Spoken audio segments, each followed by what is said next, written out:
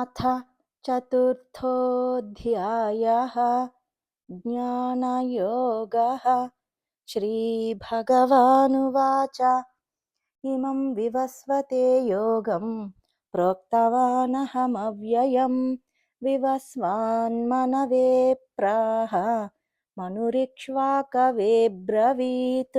एवं परम्परा प्राप्तम् इमं राजर्षयो विदुः। सकाले नेह महता योगो नष्टः परन्तप। स एवायं मया तेद्य योगः प्रोक्तः पुरातनः। भक्तोऽसि मे सखा चेति रहस्यं ह्येतदुत्तमम्।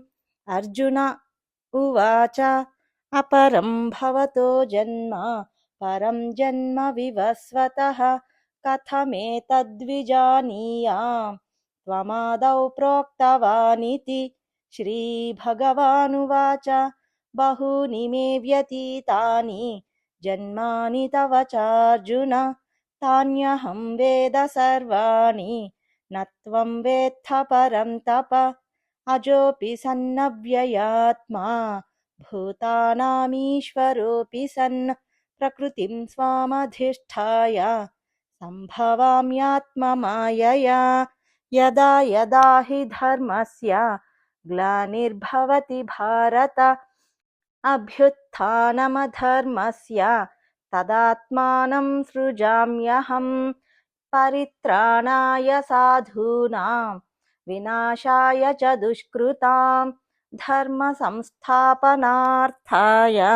सम्भवामि युगे युगे।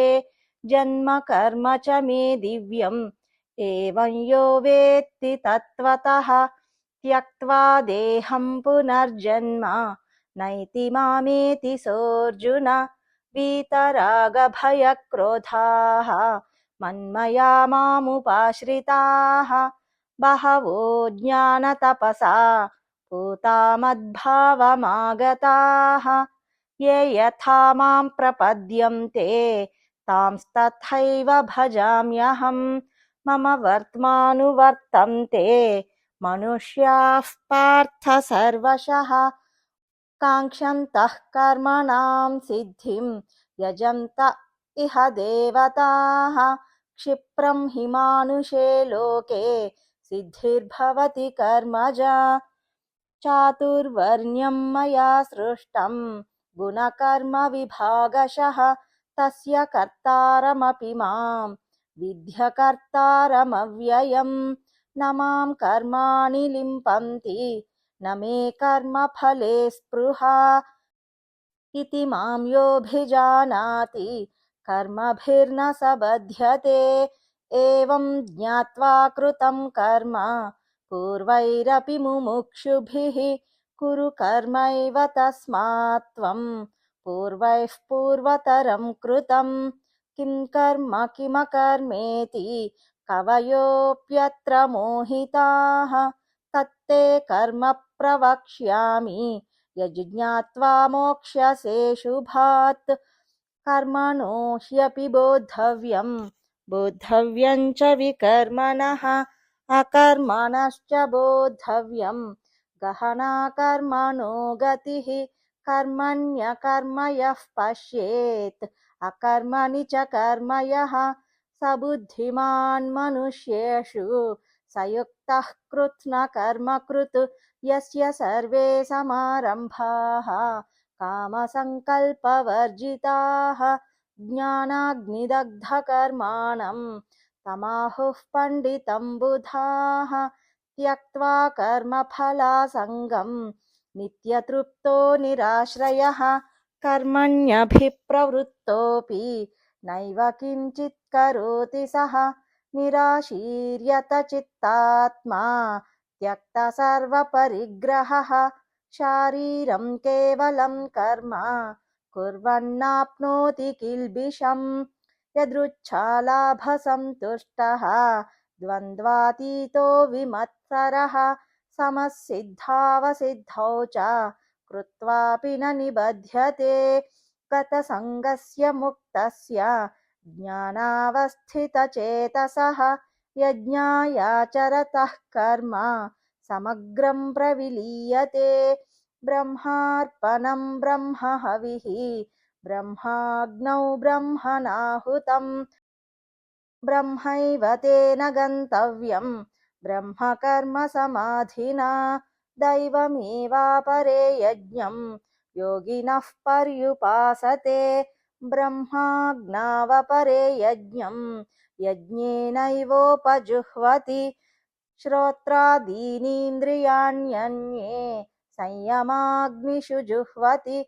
शब्दादीन् विषयानन्ये इन्द्रियाग्निषु जुह्वति। सर्वाणीन्द्रियकर्माणि प्राणकर्माणि चापरे आत्मसंयमयोगाग्नौ जुह्वति ज्ञानदीपिते। द्रव्ययज्ञास्तपोयज्ञाः योगयज्ञास्तथा परे स्वाध्यायज्ञानयज्ञाश्च यतयः संशितव्रताः। अपाने जुह्वति प्राणं प्राणे पानं तथा परे प्राणापानगतिरुद्ध्वा प्राणायामपरायणाः। अपरे नियताहाराः प्राणान् प्राणेषु जुह्वति। सर्वेऽप्येते यज्ञविदः यज्ञक्षपितकल्मषाः यज्ञशिष्टामृतभुजः यान्ति ब्रह्म सनातनम्। नायं लोकोऽस्त्ययज्ञस्य कुतोऽन्यः कुरु सत्तम। एवं बहुविधा यज्ञाः वितता ब्रह्मणो मुखे कर्मजान् विद्धितान् सर्वान् एवं ज्ञात्वा विमोक्ष्यसे। श्रेयान् द्रव्यमयाद्यज्ञात् ज्ञानयज्ञः परन्तप। सर्वं कर्माखिलं पार्थ ज्ञाने परिसमाप्यते। तद्विद्धि प्रणिपातेन परिप्रश्नेन सेवया उपदेक्ष्यन्ति ते ज्ञानं ज्ञानिनस्तत्त्वदर्शिनः।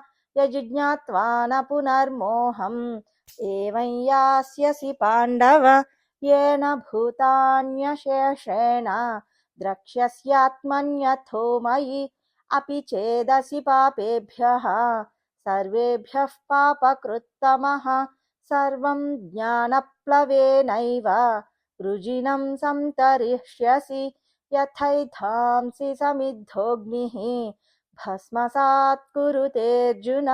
ज्ञानाग्निः सर्वकर्माणि भस्मसात् कुरुते तथा।